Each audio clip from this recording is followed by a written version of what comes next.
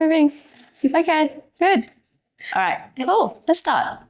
Amazing. So, I guess the goal of this conversation is just to share with the world more about Caroline and what Hello Clever is building. Super exciting. And I joined the team at Boson last year, so I actually don't know this full story. So it's a chance for me to learn a little bit more about my boss as well, and what drives this investment decisions. And I'm really curious, Caroline. Just do you share a little bit about your journey to becoming a founder and how the journey of Hello Clever's evolved? Yeah, so it's really simple story. So I started Hello Clever back in 2021 with my co-founders Gavin and Nguyen, and we're both high school friends. So back in 2021, as you know, during COVID time, and we kind of look into the market and the opportunities, and we found the problem around, merchant-centric payments, with, a lot of platforms in the market right now is heavily card dominating. And then you look into a consumer problem, there has been a lot of obviously traditional and incumbent payments platforms. There isn't a place for consumers to go and get rewards, especially, instant rewards. So combining the two merchants and consumer problems, that's why we, found and create Hello Clever as of where we are today. So Hello Clever is a rewarding real-time payment platform that helps merchants to receive payment in real time. By real time, I mean instantly, and at the same time building in a loyalty platform to their end consumers around instant cashback. Yeah. And is that driven by sort of changes in consumer spending behavior that you're noticing amongst, I was born in 1999, so I'm Gen Z, and sort of attitudes around money? Totally. So it's all about, I guess, new behaviors of consumers, especially this age gap where, you're just started around 18 to up to 35. So we've seen a lot of consumer shifts towards having debit card versus credit cards. And by having the debit cards or even saving accounts with the banks, you would tend to use your own money to purchase for things you can afford rather than, heavily depend on, the credit transactions. And that's where we see the opportunities to reward the consumers that pay for things that they can't afford, right, with instant cashback. I guess, since the start of our business, we've been able to onboard hundreds of thousands customers to be able to work with Hello Clever. And on the merchant side, we continue to grow our ecosystem. Yeah. Yeah, I probably want to add one thing. So when we actually did the due diligence on Hello Clever, the first actually thought is why we need another payment system? Yeah. Why people actually, because I'm a heavy credit card user, I'm using credit card all the time probably. And why new generation and they actually use the debit card? That's one of the questions we had at the beginning. But we did the interview with several kind of next generations. Yeah. And I find actually the behavior actually is changing in the new generations. So you are the new generation. I guess you're in a better position to speak on that. Yeah. Yeah, I think growing up and having the understanding of, post 2008 global financial crisis and being wary of credit, but also it's interesting, I think. Well, the new version has been buy now, pay later, to pay, which is another form of credit, and actually it probably incentivizes consumer spending in a way that's actually not good for financial health of these customers, because it's very easy to just say, "I'll paying for installments." Makes it very easy to make a purchase decision, very instant reward, but in the long term, I still know friends who have been stuck or trapped in buy now, pay later debt. So I think for what Caroline's building is, I think I resonate a lot with using debit, savings, and maybe a bit more of a conservative and mindful approach to spending money, especially when e-commerce is so easy to. Yeah. Exactly. And I think riding the waves of that, consumer shifts behaviors versus, obviously building something like another form of credit, plus on top of, I think, the rise of real-time payments, account-to accounts across different markets. So I think when you look into Australia alone, it only started back in 2018. And, when 2020, when the COVID hits and in 2021, that's where we see more and more people to kind of adopt, this new payment method. So in Australia, it's called New Payment Platform, or the NPP. And each of the, different market will have their versions of real-time payment. So in Singapore, you have Pay Now. In India, you have UPI. In Brazil, you have Pix. So riding the waves of account-to-accounts payment plus, seeing the consumer behavior shifts is forming what Hello Clever has today in terms of our products and our operational and our, merchant offerings in the market. And what we're trying to do here is to create a new category in payment that's create win-win situation for merchants and for the consumers itself. Yeah. And I'm very new to understanding the fintech and payments ecosystem. Could you just explain a little bit more about the innovation from a payment infrastructure point of view around the real-time payment and account to account, and why, I guess, from finance, for example, the Reserve Bank of Australia and these emerging economies have really adopted this new way of structuring how transactions are delivered. Yeah, for sure. So every single country would need to have their independent payment platform, and that's what have driven the formation of real-time payment in each country. So as you probably know, the world or globally, there are two main players in terms of make money moves, which is Visa and MasterCard. So the traditional payment method has been heavily depending on, these kind of incumbents to make payments happen. So each country will need to have their own versions of payments. And in Australia, obviously that's the NPP. You've got other, local rail like APOS as well, that's competing with Visa and MasterCard directly. But obviously in other markets, like you've seen, India, they have UPI, and Singapore, they have Pay Now. It just obviously creates more convenience around, connecting, consumers to the banks to the consumers, and removing the dependence on international players like Visa and MasterCard. So I guess, that is something. For example, in Australia, the NPP has been established. And I think on top of that, it's just more about, how we can make money moves in real time, especially, now that everything is real time, right? You get access into social media, you get access to cloud technology, everything is super convenient. Why can't we make payments real time, right? So that's why that is something, I guess, the infrastructure players and I guess, the banks need to be able to kind of mandate it in each country. So that's where we see the opportunities, right? Instead of being another, obviously, reseller of these, infrastructures, we want it to become a use case. We want it to build something that create the real values to the merchants and to the consumers, not just another, I guess, infrastructure players in the market. So yeah, that's the goals. And obviously what we have been building, we've been able to demonstrate that there is a demand for account-to-accounts real-time payment across the consumer to business use case.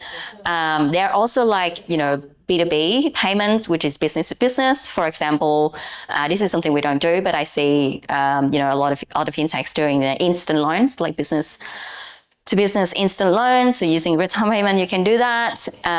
Or some other forms of, I guess, collections around business payments. But I guess as of today, our platform is still heavily building that consumer to business payment. And that is something we wanted to start from Australia and definitely beyond the border as well. Yeah. And so, Alan, you've had experience, I guess, globally in Asia. What drove your decision around investing in an Australian company and also believing in an Australian company that they can succeed in this space globally? Yeah, that's a good question. I guess Australian market has its unique attributes. So Australian is a small market, but still large enough Like the market is large enough to support the early startup actually grow up to a certain level, then go out to compete with other global players. But it's also small and isolated, which means there's less competitions than, let's say, US market or European, UK market. So in that way, a startup can really healthily grow up to a certain level. So that's something I think is a fascinating part of Australian market. And also, in terms of the fintech itself, I guess Australian financial market is a well-balanced market. Like you have the kind of oligopoly players there who doesn't really want to innovate too much of themselves, so which actually leave lots of rooms for the startup to coming out. And also there's a good successful story of Afterpay and Airwallex, so which actually incentivize or motivate lots of young entrepreneurs like Caroline to work on the fintech to be the next unicorn. And why Caroline? Because so I think fintech is very trendy. It's a very trendy space of innovation, and I'm quite unaware of, I guess, detached from this section or segment in innovation in Australia. Yeah. But what about Caroline and Hello Clever? Probably about me and my co-founder Gavin as well. So I'm not here alone, but I'm here in the video alone with my co-founder too. Yeah. Absolutely. I guess let's probably talk about one thing first. So I think Caroline previously just used the word new wave. So ride the wave. I guess that's very important. So as you might also know, and Caroline probably also know, like we have 4 mega trends actually to follow, which help us to make the decision. So what is a mega trend? Mega trend basically what we foresee, what will happen in the next decades. And that will drive our investment decision. One of the mega trends we see is like, because of the new generation coming out into Korea, into purchasing power, so the behavior change will drive some new business model come out.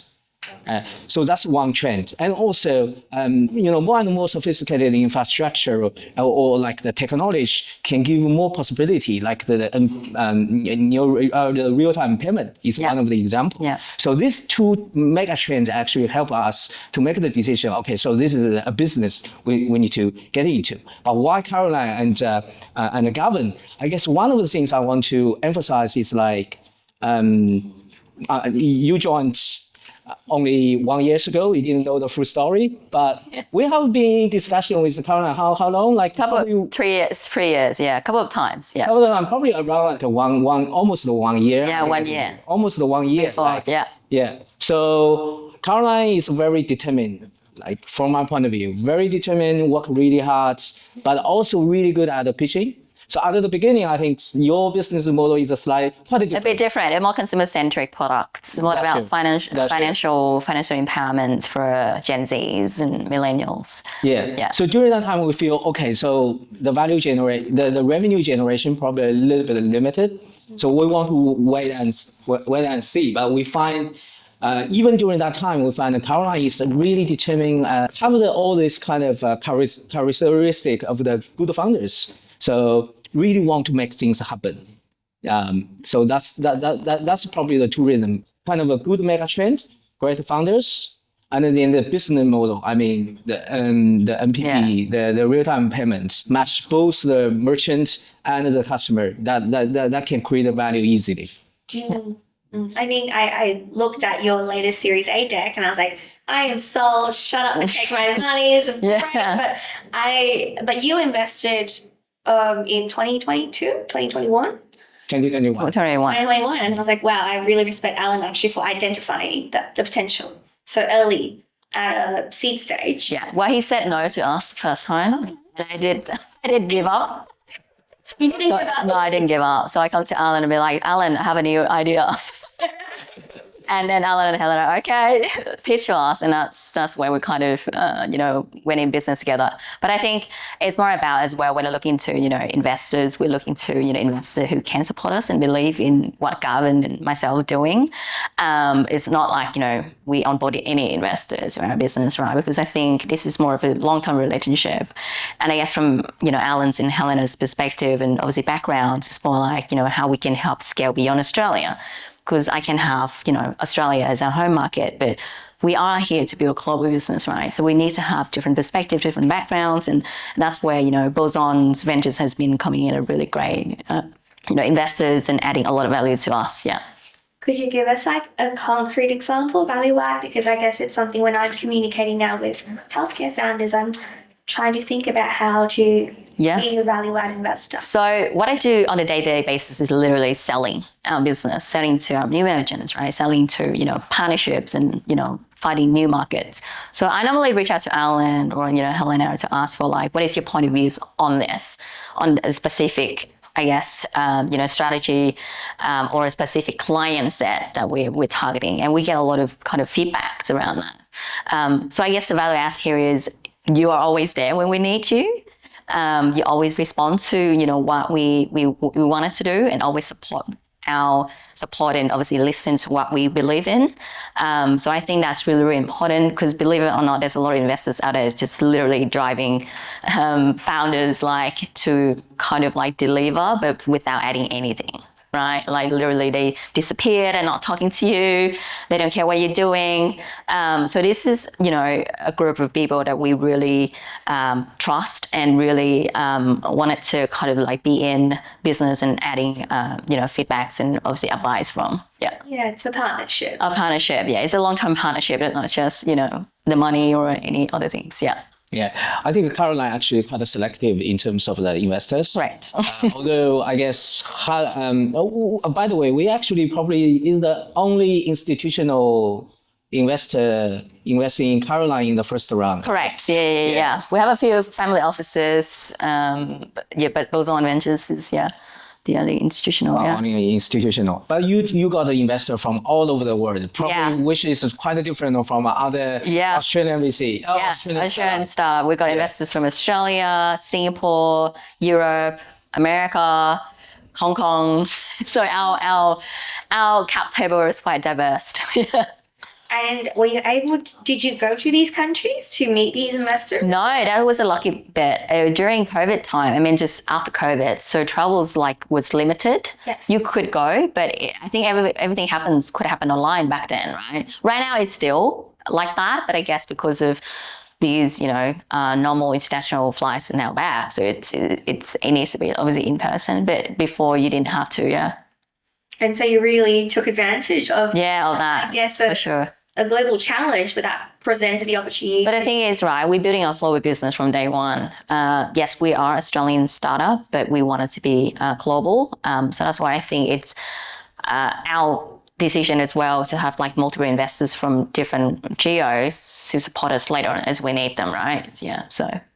Yeah, I guess also it's not only kind of leverage that kind of let's say pandemic environment, but also I think Caroline have a very good influencing and kind of skill. So even remotely, he can deliver that. So I guess that's one of the reasons. Thank you. I hope the person watching this video is getting the same energy. No, thank you. Thank you very much. But I mean, every single time you speak to people, right, you just wanted to give them the right information and the honesty that you wanted to do. So I guess, that is something Gavin and I always kind of speak to each other about, the message that we talk to partners, investors, customers, what we're trying to do here. Yeah.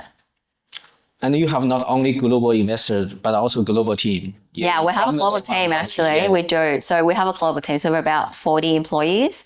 So based in Australia, Singapore, Vietnam, Finland. And soon to be other places. Not because we want everyone to be scattered around. We don't want that. It's just because strategically we decided to have people in each of these locations. And that's demonstrated that we do have a diverse team, different backgrounds, different countries. We get the team together every Monday to do clever. We have a all hands meeting. It's called Clever Together. It's not better together. It's clever together. And we do games. We do questions. We kind of like tell everyone about what's happening in the business. There's one exercise right now that we ask the guys to do is that tell us about your living values in the company. So in our business, there's about 5 living values, and we want them to choose each of the values to tell us why this is something that you want to be part of the business, right? And then we feature a customer every Monday to show them this is someone we're working with, this is what we're doing. Yeah, this sort of thing to kind of like give the guys the motivation they need. Yeah. Great.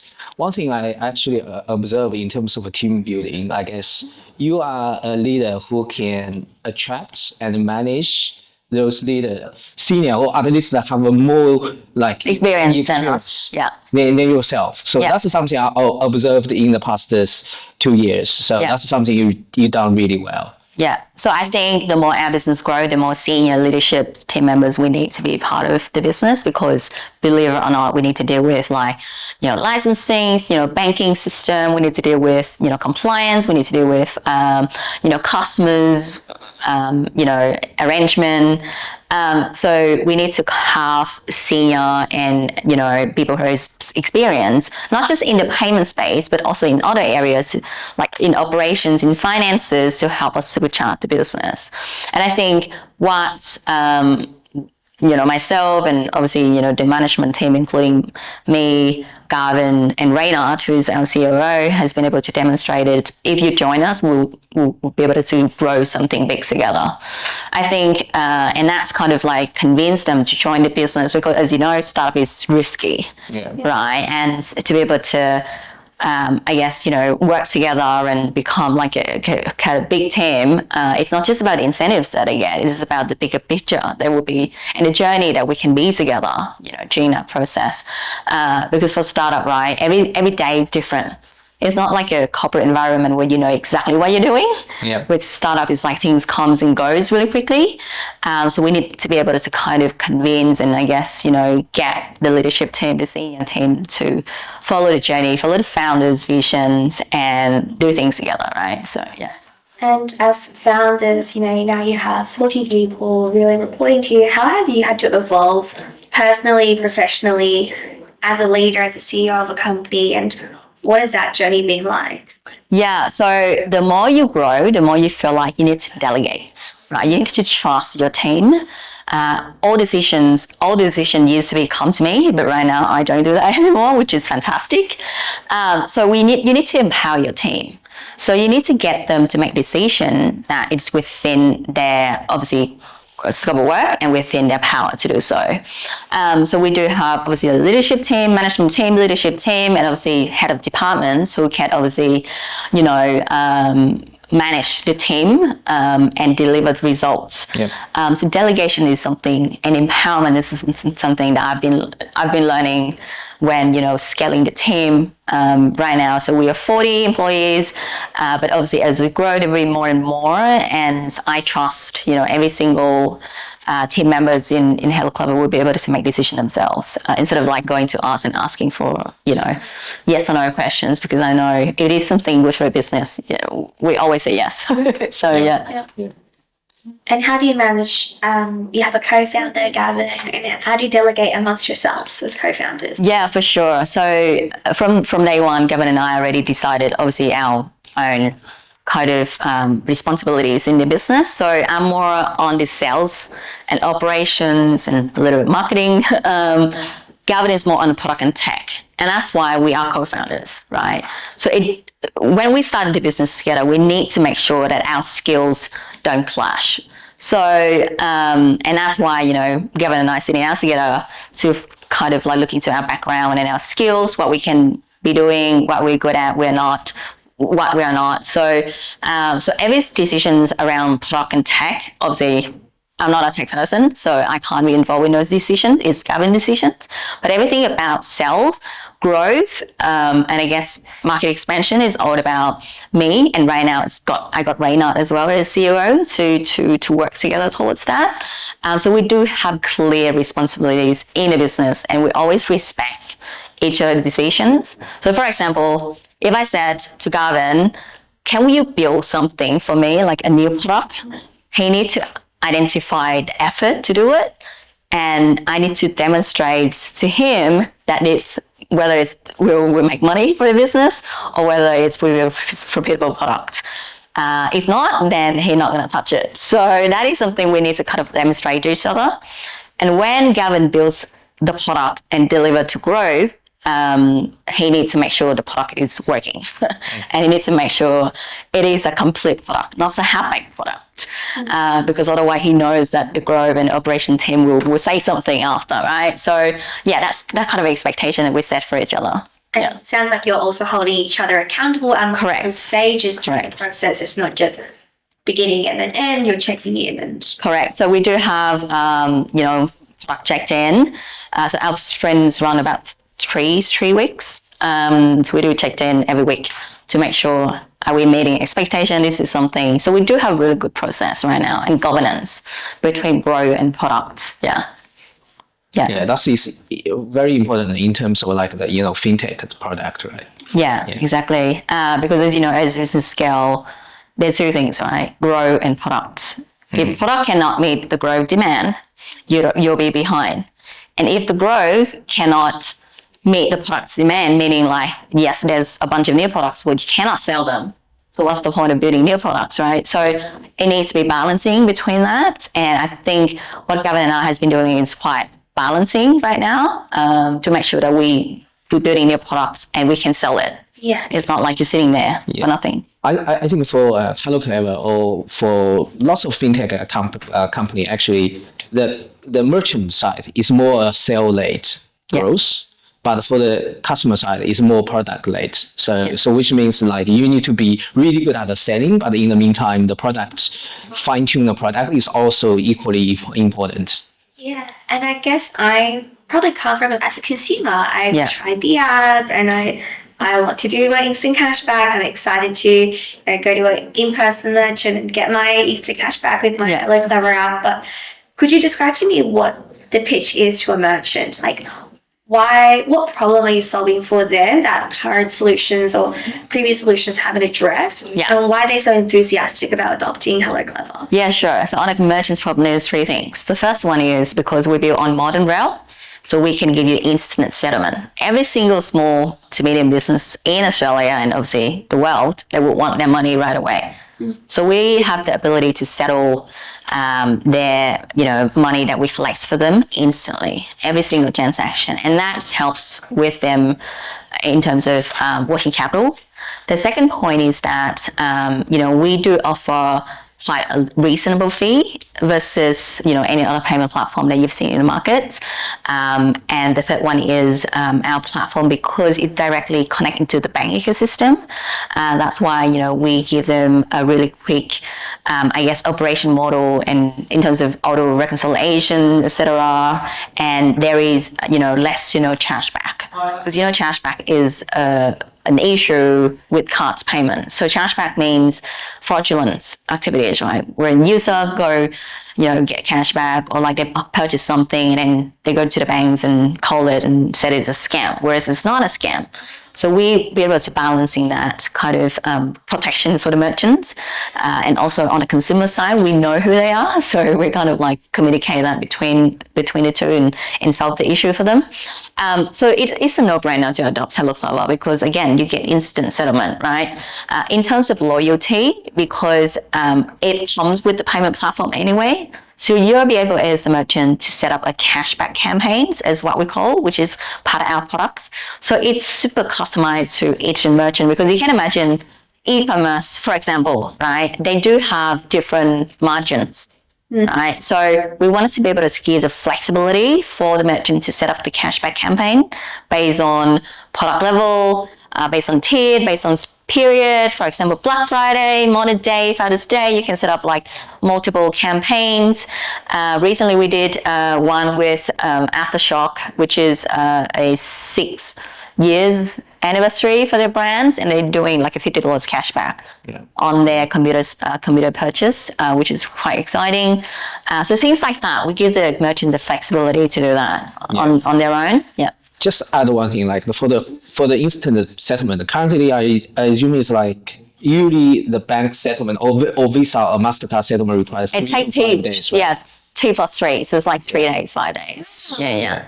I guess the assumption is that it just happens instantly because it directly connects to the bank and is built on the modern rails. Whereas Visa and MasterCard, there's like multiple layers that are going through that card networks, right?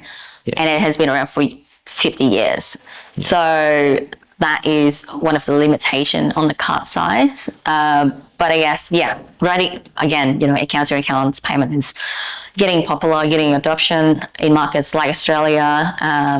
In UK and Europe, you've seen it been around for years as well, and it starts to increase adoption. And I guess what we're trying to do here is to help, the merchants to adopt that and, building the loyalty platform on top. Yeah. Even for Stripe or like PayPal, the underlying is still like kind of a credit card settlement infrastructure. So this is totally different. This is like instant settlement. And I think fraud detection is a really key one, especially around e-commerce. And some of these products that are now available, they are kind of digital products. So the potential for fraud is really high. And therefore, and I hadn't realized how costly it is. It is for a merchant to deal with a single case of fraud, how expensive. Sometimes it's not about the fraud, like the kind of the money itself. It's about like a customer service and the coordination between bank and the customer. All those kind of things require lots of. I assume. For sure. For sure. A lot of fraudulent activities, not just, obviously because the merchants are our customers and customers also are our customers. So we know them, like we KYC and KYB them. So when it comes to a fraudulent or like, I guess, a cashback or like a dispute, we raise that within the merchant and customer to solve that.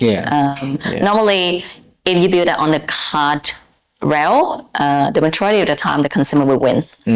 Yes. Because they always win, right? Yeah. Whereas for this, because we sit, from end to end as our Clover Payment platform, so we identify what is the real issue, and we need to make sure that the result is in not just consumer favor, but sometimes it would be merchant favor, and we have the power to do that. Yeah.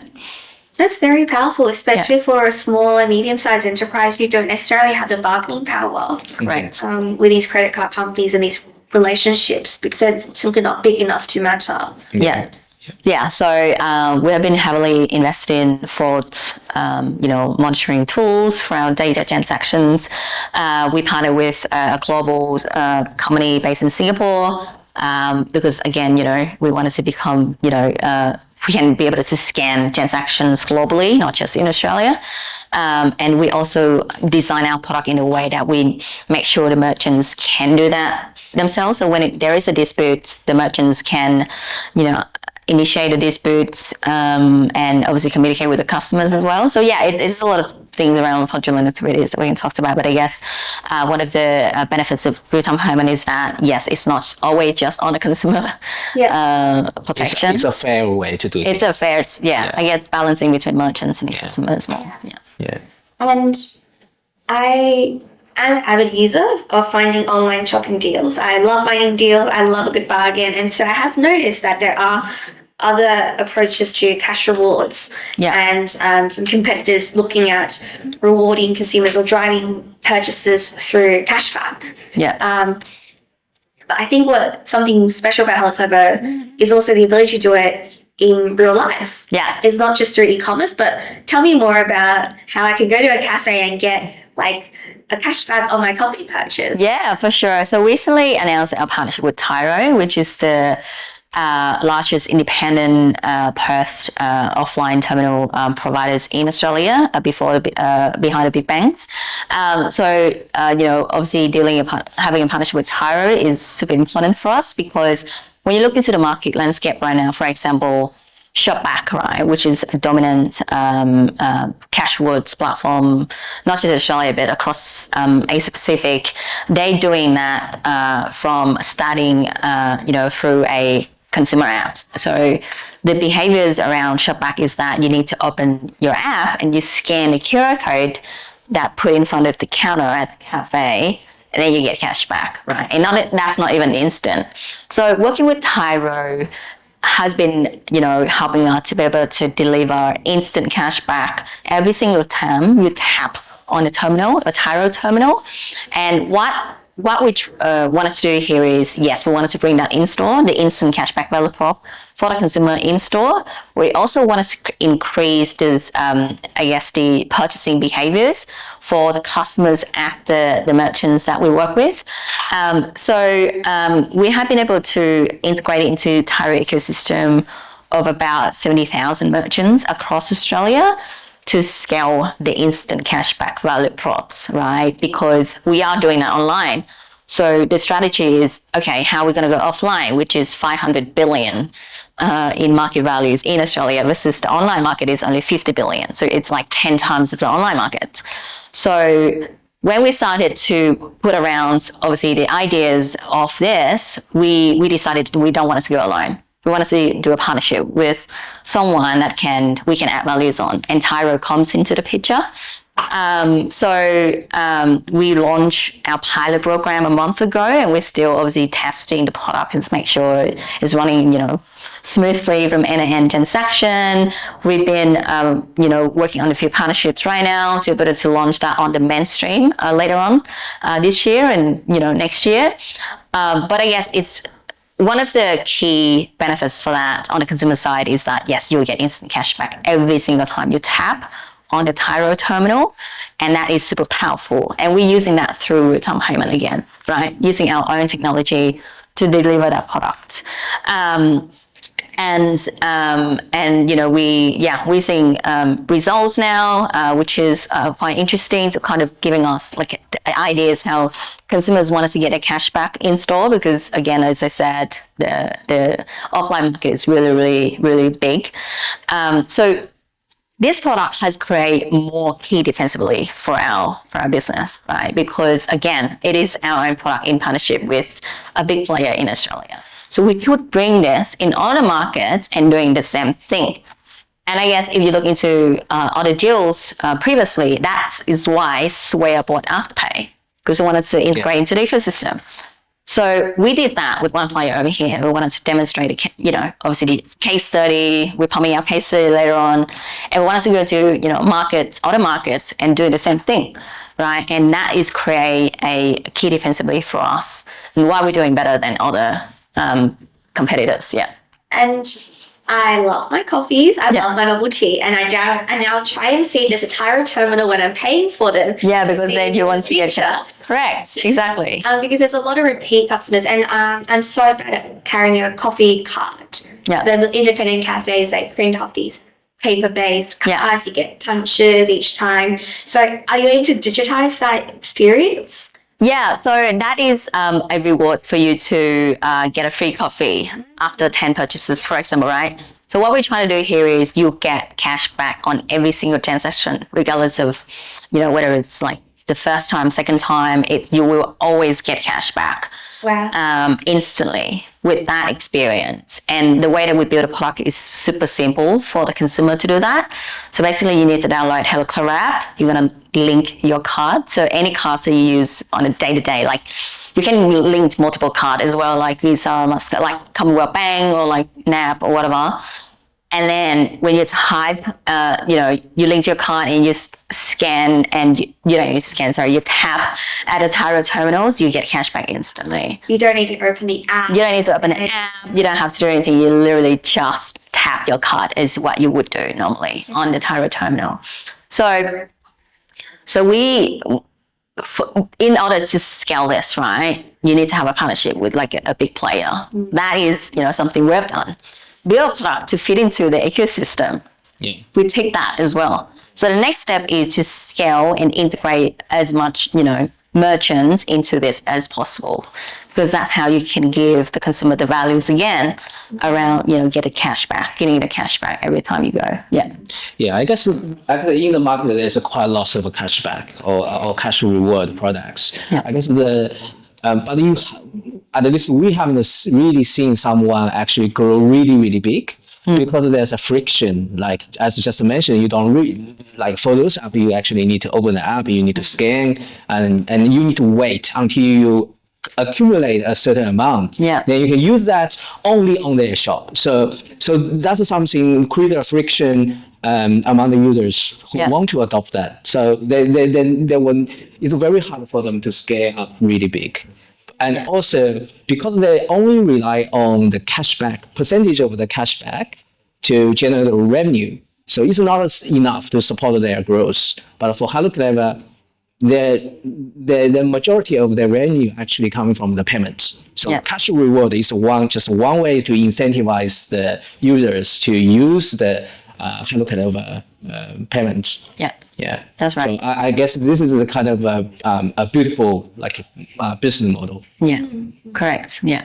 And can you give us an example of like a customer success story that you're really proud of? Yeah, so there's a few. I think I need to mention our first ever customer, who we're still with today after 3 years, Longtail, which is a powerful internet provider based in Tasmania. So Longtail was the first merchant that we ever onboard onto Hello Clever. We didn't think, because we obviously targeting e-commerce, but Longtail comes to us and asking whether, they can utilizing our real-time payment platform. So as of today, we kind of like running some cashback with, internet. When you wanted to pay for your internet, you get cashback. That is something, we in the work. But the way that we help Longtails is that their use case is quite unique. So for internet, when you use, right, you pay a monthly fee of, say, I don't know, $50, $60. For Longtail, you pay as you go. So like every single time you wanted to use Longtail, you can just top up, let's say, $100, and then they will deduct the money as you go. So there is a top-up use case that we've been helping them to achieve because the customers want to just keep topping up. And with Pay ID, they can do that. So you just need to top up your Pay ID with Longtail, and you get, like, let's say $500. You can use that for like 6 months, etc. But if you wanted to use Pay 2, which is a recurring real-time direct debit, then you don't need to worry about topping up, because then we can just pull the money out of your bank account instantly. Every single time it's go low, the balance go low. So that is a great use case. Other use case for another client is, for example, Aftershock. They are quite big customized computer stores based in Melbourne. Actually, their main office is based in Singapore, but they do have operations in Australia, Malaysia, and Singapore. So they build beautiful customized machines, and we be able to kind of, help them in terms of real-time payment, because it's so much cheaper than cards transaction. And we're now running a cashback campaign for their sixth anniversary. Which is fantastic, right? We see the uptakes in customers actually purchasing with Pay ID more, Pay 2 more versus cards and credit cards. And it put us as the number one checkout because obviously of the values that we've been delivered to Aftershock. I think we saved them like 30,000 in payment fees, a year. Yeah, if they were using other platforms, Yeah. Interesting. Yeah, so those are the two use cases. And this shop also have they also have operation in Southeast Asia. Correct, and that's why we see the opportunity to serve them or work with them later on as we scale in these markets. Yeah, maybe it's also a good time for you to talk about your global expansion. Yeah, so global expansion is really interesting. So Australia is still our key market, as we always will be. But I guess we see the opportunities on the same consumer behaviors across Singapore, Malaysia, Philippines, and Thailand, because these markets already have real-time payment existed. Now, obviously, in Southeast Asia, the infrastructure is so different versus Australia, because Australia, as you see, there's like 60% of the consumers are on debit or credit cards, right? There's only 4% of consumers are using accounts-to-accounts payment. So that's really low. Whereas in Malaysia, for example, there's about 20% of people has been using account-to-accounts payment already. Okay. So adoption is already there. Okay. Right. So the question is, okay, there is adoption in these markets. Will the cashback and the loyalty will work, because it's already adoption, right? So our theory is, and this is something we wanted to work with the merchants, globally, is that yes, you still need cash back because players like Shopback still not be able to deliver instant cash back to their customers. So we wanted to go into these markets, which, our competitors already demonstrated product market fit to solve the problem that they're facing, right? And become, I guess, still that real-time payment and instant cashback value prop across these markets. So we actually launching Malaysia, Philippines, Thailand in end of the year. So we already connected into the ecosystem over there. We're doing some partnerships over there as well. And we are just applying for a Singapore payment license already. So it's the waiting time now for us to be able to kind of grow over there. Yeah. How exciting. And I guess you support and feel the growth. Are you raising a follow-on round? And to share a little bit about sort of your mindset and sort of your experiences raising Series A versus your previous. So it depends on timing as well. So for our round right now, obviously, I think we need to be able to demonstrate our business model works, not just in Australia, but other markets as well. Therefore, we have seen and we have been able to, I guess, integrated and delivered our products other markets now. So we recently hired a managing director of Shopback Pay to scale our Southeast Asian business. Because we need these senior team members who has been doing this before to help us scale merchants quicker. So that's one thing. You need to be able to demonstrate your business model work not just in Australia but other markets. The second point is I think the markets right now is super interesting. Venture capital funds are super conservative now. Like it's not like 2 years ago where everything is just like, all right, show me what you have. And then the money is on the table. Whereas right now, you need to demonstrate you have a sustainable business model. Plus, what is your key defensibility versus your competitors? And we always, every day we wanted to demonstrate this, right? So we've been speaking to a few venture capital funds. We trying to obviously achieve more and more revenue while we're doing that as well. So we'll see. Yeah, we'll see where we sit. How exciting! Nice. Cool. Awesome. I think that's it. There's so many questions. I think we covered everything we wanted to. Talk about Boson Ventures. Oh yeah, Alan, do you want to talk about yourself? What was your goal with setting up Boson Ventures? Okay. Yeah, there you go. You want to start the question again? Yeah, we will cut anyway. Yeah. You're cut. Okay. Yeah, you can ask. What was your goal?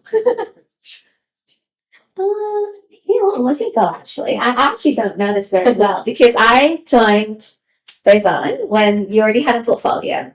Yeah. And what informed your portfolio strategy and? Okay, we start with the reason or the ambition first, I guess. So this is a little bit. I guess I also talked about this in some live stream in Chinese social media before.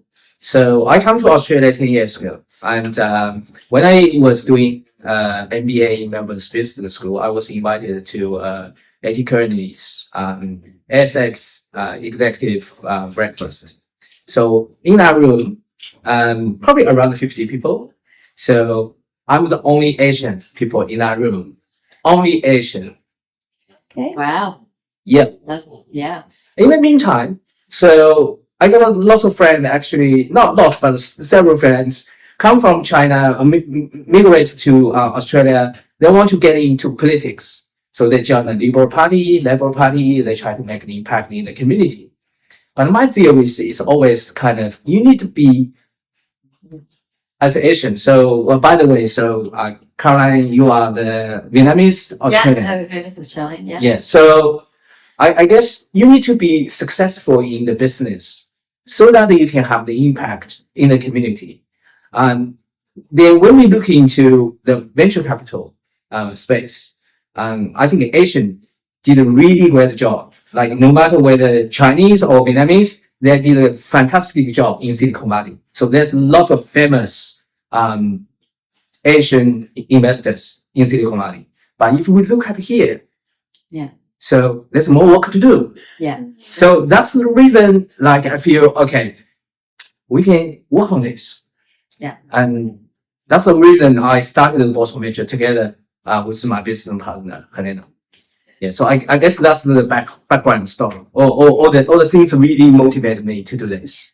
Your theory of change in terms of empowering diaspora, Asian diaspora, is through business, innovation, investment, versus, there are other mechanisms, but this is the one that you've chosen that you believe is scalable. And I guess I resonated when joining Boson is I agree that for empowerment of Asian diaspora, and I guess it's like, if it took, and it's not identity politics, it is like just how do we make the world a better place? Absolutely.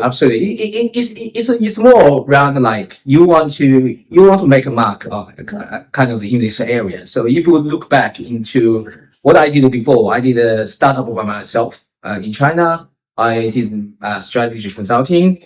I worked for corporate venture. So link that together, I feel okay. So venture capital probably is an area I need to work on. So I need to help them make this kind of mark. But if someone who are really good at education, they probably can do that in education industry. Someone really good at like a technology. So there's already some very successful Asian technology founder there. And you will be the next. Thank you.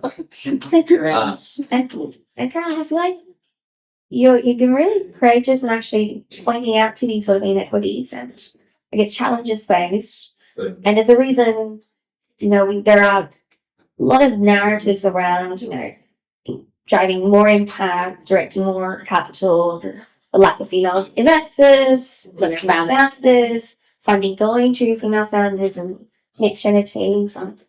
What if, I guess, I don't just hear your thoughts, but I guess what would be a call to action in terms of actually driving meaningful change? Yeah, that's a good question. So what I'm seeing in the markets right now is, yes, there's not many investments going to female founders specifically.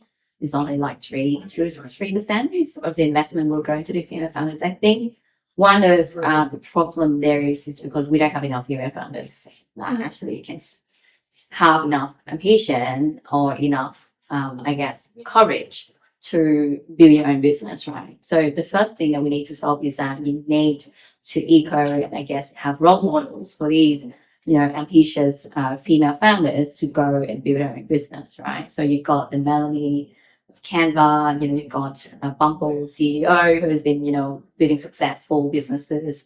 And I built my own business because of those people who has inspired me, right? So I guess it's more of that, and as well as the thesis around investment across the world need to focus on female founders.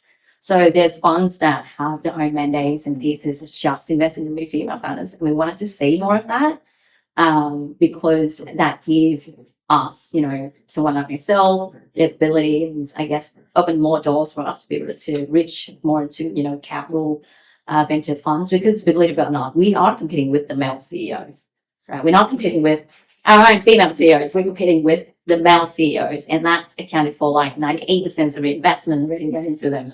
So you need to be able to kind of obviously demonstrate your, and I do believe in merits, right? You need to have merit to do that as well, not just because you're a female, so that's why I invested in you, but there has to be merit. And to go through that, you need to give ask me female founders the opportunities, the education, the inspiration that we wanted to see, and to change mindset in terms of female founders could do the same thing as what male could do, male CEOs could do. I would love to see more of government grants, venture capital funds that's female founder friendly, statistically speaking, female CEO deliver better result than male CEO. So that is what I want to say. I think we probably have 40% founders actually. We invested the company we invested probably 40% of founders actually female. It's awesome. That's really good. Yeah. Make it more, Alan.